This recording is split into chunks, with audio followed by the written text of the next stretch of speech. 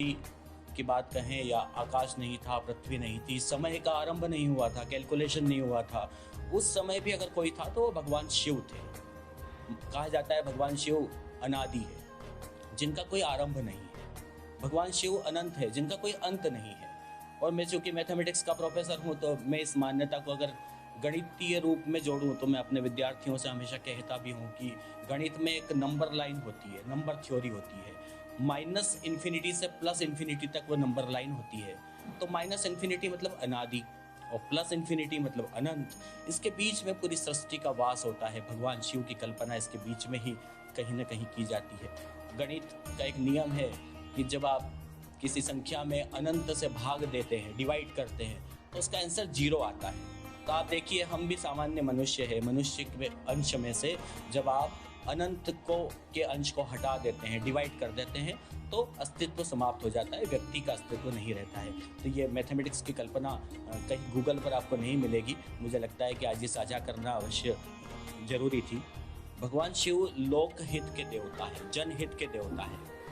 और आप देखिए कि तारकासुर नाम का जो राक्षस था, उस राक्षस ने भगवान ब्रह्मा से प्रयास किया कि उसे अमरत्व का वरदान प्राप्त हो जाए। भगवान ब्रह्मा ने कहा कि अमर तो कोई होता नहीं है, ये वरदान मिलता नहीं है, वरदान मांगने का तरीका थोड़ा सा बदल दीजिए, डिफ़िकल्टी लेवल बढ़ा दो। तो उसने तारकासुर ने लेवल थोड़ा सा बढ़ाया और कहा कि मुझे आप ऐसा वरदान दीजिए कि भगवान शिव के पुत्र के हाथों मेरी मृत्यु हो। ब्रह्मा जी ने कहा तथास्तु।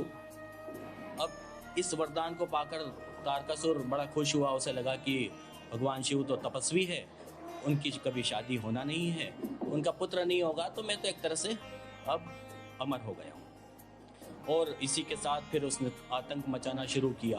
और जब यह आतंक मचा तीनों लोकों में, तब फिर हाहाकार हुआ, त्राहिमाम हुआ। और तब सारे देवता मिलकर के जब भगवान शिव के पास जाते हैं, तब मंगल हित के लिए, सृष्टि को बचाने के लिए, लोक हित के लिए भगवान शिव एक निर्णय लेते हैं। और उस निर्णय के बाद ही जो एक कथा है जो सभी के लिए प्रचलित है, वो सभी को पता है कि भगवान शिव का विवाह होता है। सबसे पहले सती के साथ उनका विवाह हुआ था।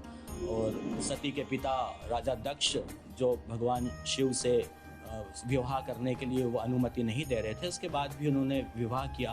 और एक बार उन्हीं के द्वारा जब भगवान शिव का अपमान हो जाता है, तो माँ सती स्वयं अपने आप को अग्नि में समर्पित कर देती है। और अग्नि में समर्पित करने के पश्चात उनके जो उनके देह है उसको हाथ में लेकर भगवान जब नृत्य करते हैं तो नटराज की मुद्रा बन जाती है। नृत्य के लिए बड़ी प्रमुख मुद्रा है। और इस घटना का भी एक संबंध उज्जैन से है, जो जरूर बताना चाहेंगे कि जब भगवान शिव ये हाथ में लेकर के उनके देह को हाथ में लेकर नृत्य करते हैं, तो उनकी माँ पार्वती, माँ सती के शरीर के कुछ अंग अलग अलग स्थानों पर गिरते हैं। तो उसमें से उज्जैन में भी उनका शरीर का एक जो अंग गिरा था वो उनकी कोहनी थी, उनके हाथ की कोहनी यहाँ पर गिरी। जहाँ जहाँ भी ये अंग गिरे थे वहाँ पर शक्तिपीठ बने हुए हैं। 51 शक्तिपीठ पूरे भारत से बाहर भी है, जिसकी पूजा का बड़ा महत्व है। माँ हरसिद्धि पर हम जब जाते हैं तो आप ये कल्पना कीजिए, आप उस महत्व को स्वीकार कीजिए कि हम उस 51 शक्तिपीठ में से एक शक्तिपीठ का दर्शन यहाँ पर कर रहे हैं।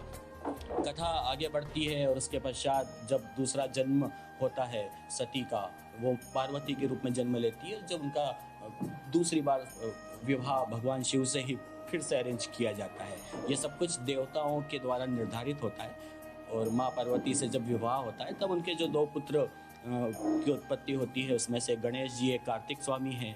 तो कार्तिक स्वामी वध करते हैं तब जाके तारकासुर का, जिसके लिए विवाह करने का की योजना भगवान शिव ने बनाई थी, वो उद्देश्य अब पूरा होता है। और कार्तिक स्वामी जब वध करने जाते हैं तो उस घटना का संबंध भी उज्जैन से है, वो भी मैं आपको बताता हूँ।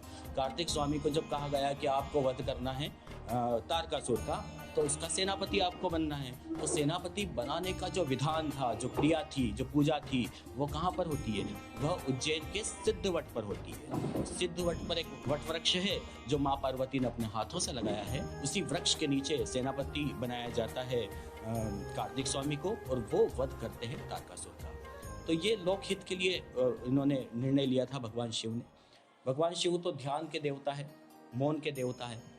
हमें लगता है कि शिवरात्रि के दिन तो मौन धारण करके भगवान शिव को प्राप्त किया जा सकता है, क्योंकि वो ध्यान, तप, धैर्य इन सब के देवता हैं।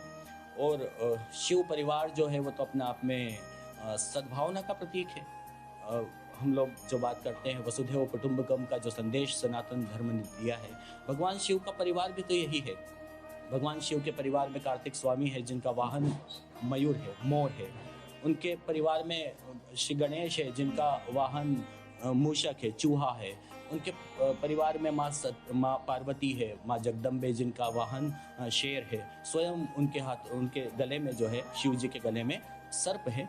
ये सभी विपरीत प्रकृति के जीव है जो साथ में रह नहीं सकते, लेकिन जब परिवार मिलता है, भगवान शिव का इकट्ठा होता है, तब ये सब एक साथ रहते हैं। तो ये सद्भावना का प्रतीक है कि विपरीत स्वभाव के लोग भी एक साथ मिलकर रहे। ये संदेश आज पूरे विश्व में चलना चाहिए। महाशिवरात्रि के पर्व पर क्या रूस, क्या यूक्रेन, ये सब समझिए कि हमें मिल करके रहना है और पूरे देश में शांति, पूरे विश्व में शांति की स्थापना करना है। यही महाशिवरात्रि पर्व है। दोस्तों, अभी हमने डॉक्टर गिरीश पंड्या जी से भगवान शिव जी की महिमा के बारे में जाना। अब सुनते हैं